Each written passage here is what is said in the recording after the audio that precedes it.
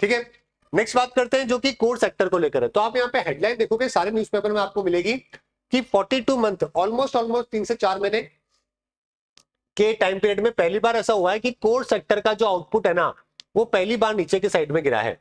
तो सबसे पहले तो ये समझते हैं कि ये कोर सेक्टर है क्या, है ना, और उसके बाद में देखते हैं कि ऐसा हुआ क्या है।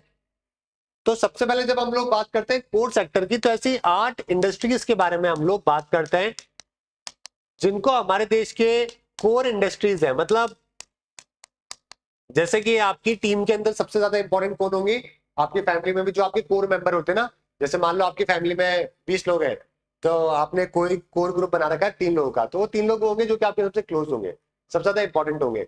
तो हमारे यहाँ पर भी जितनी भी इंडस्ट्रीज है ना, उनमें से सबसे मोस्ट इंपॉर्टेंट जो इंडस्ट्रीज है वो कोर इंडस्ट्रीज कहते हैं, जिनको 8 इंडस्ट्रीज है, जिसके अंदर टोटल हमारे यहाँ पे इंडस्ट्रियल आउटपुट जितना भी होता है उसका ये 8 इंडस्ट्रीज जो है ना वो 40 to 45% वेटेज है जो कि होल्ड करती है। तो आप समझ सकते हो यहाँ पर अगर तगड़ा काम हो रहा है तो इसका मतलब हमारे इंडस्ट्री जो है वो काफी आगे जाएगी। तो अभी क्या हो रहा है कि ये जो कोर इंडस्ट्रीज में से इसमें सबसे ज्यादा जो वेटेज है ना वो है किसका, पेट्रोलियम एंड रिफाइनरी का, उसके बाद इलेक्ट्रिसिटी, उसके बाद में steel, coal, crude oil, natural production, cement और उसके बाद में फर्टिलाइजर। ठीक है, तो ये ऑर्डर में ही आपको याद रखना होता है पेपर के अंदर। ठीक है, पेपर में पूछते हैं तो पीईएस, सीसी, एनसीएफ, इस तरीके से आपको याद करना होता है।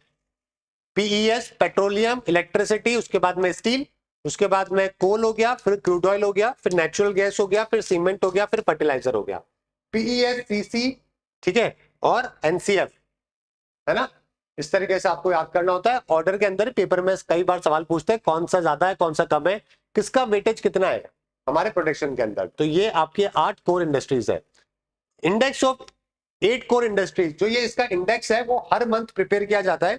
हर मंथ हमने कितना जो है वो प्रोडक्शन किया है, या हर मंथ का डाटा प्रोड्यूस होके जो हमारा ऑफिस है इकोनॉमिक एडवाइजर का, department for promotion of industry and internet trade, जिसको डीपीआईआईटी कहते हैं, उनके द्वारा हर मंथ एवरी मंथ ये डाटा है जो कि रिलीज किया जाता है।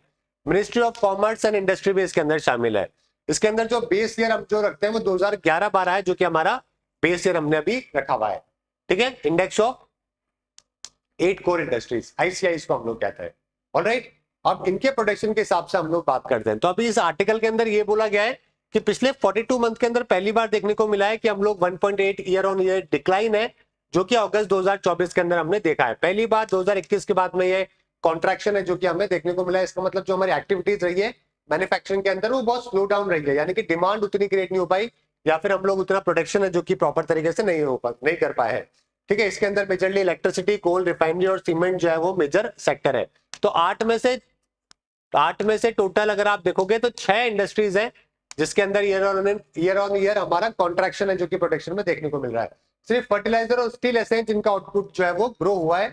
बाकी स्टील का भी जो है वो पिछले 3 साल के अंदर 2 से 3 साल के अंदर सबसे लोवेस्ट ग्रोथ है जो कि देखने को मिली है। ऑलराइट, इलेक्ट्रिसिटी जनरेशन भी ड्रॉप हो गई है, 5 मंथ लो हो गई है। रिफाइनरी प्रोडक्ट भी 6 मंथ लो है। कोल और इलेक्ट्रिसिटी भी जो है वो कॉन्ट्रैक्ट हो गई है। ऑलराइट, सिर्फ फर्टिलाइजर और स्टील का ग्रोथ है जो कि थोड़ा बहुत आपको देखने को मिलेगा। तो कुल मिला के हमारा जो इंडेक्स ऑफ इंडस्ट्रियल प्रोडक्शन है जिसको आईआईपी कहते हैं, उसके अंदर 40% वेटेज जो है वो हमारा इन कोर 8 इंडस्ट्रीज के अंदर है। ठीक है, थर्ड कॉन्सिक्यूटिव मंथ के अंदर डाउनफॉल है जो कि देखने को मिला है। चलिए, सवाल भी 2015 के अंदर आया था कि कौन सी हमारे इंडेक्स ऑफ 8 कोर इंडस्ट्री के अंदर नहीं है। तो कोल भी है, फर्टिलाइजर भी है, स्टील भी है। ठीक है, इलेक्ट्रिसिटी जनरेशन,